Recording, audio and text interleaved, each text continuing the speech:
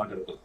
Mid cap small cap ఈ మధ్య పడ్డాయి, మళ్ళీ అంతే వేగంగా పెరిగాయి. ఒక 10-12% మళ్ళీ రీబౌండ్ వచ్చింది, మళ్ళీ ఇవాళ ఎక్కువ పడ్డాయి.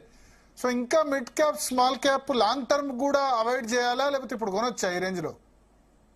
అంటే మెజారిటీ స్టాక్స్ ఇంకా కొంచెం వీక్ గానే ఉంటాయండి. ఇంకా అంటే ఈ ట్రంప్ ఇవన్నీ పక్కన పెట్టి, ఈ టారిఫ్స్ ఇవన్నీ పక్కన పెడితే, ఇవన్నీ మిడ్ అండ్ స్మాల్ క్యాప్ ఎక్కువగా పెరిగేదంతా కూడా రీటైల్ ఇన్వెస్టర్స్ కారణంగా. అంటే రీటైల్ ఇన్వెస్టర్స్ బాగా మార్కెట్ లోకి వచ్చి మనీని పంప్ చేస్తుంటే పెరుగుతూ ఉంటాయి.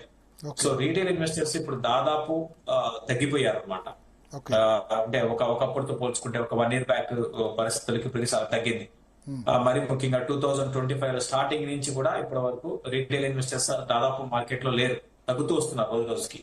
కాబట్టి మిడ్ అండ్ స్మాల్ క్యాప్ లో కొన్ని సెలెక్టెడ్ స్టాక్స్ తప్ప మిగతా 90% స్టాక్స్ మళ్ళీ ఇంకా ఫర్దర్ గా కిందకి వెళ్లే అవకాశాలు ఎక్కువ ఉన్నాయండి.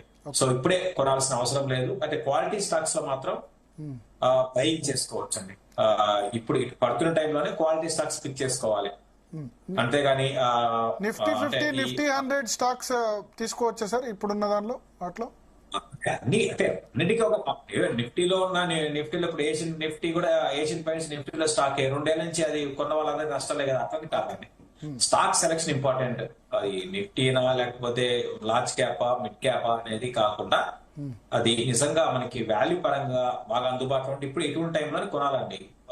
పడుతున్నప్పుడే కొనాలి, పడుతున్నప్పుడే మంచి కంపెనీస్ ని కొనుక్కుంటూ, అంటే ఒకేసారి కాకుండా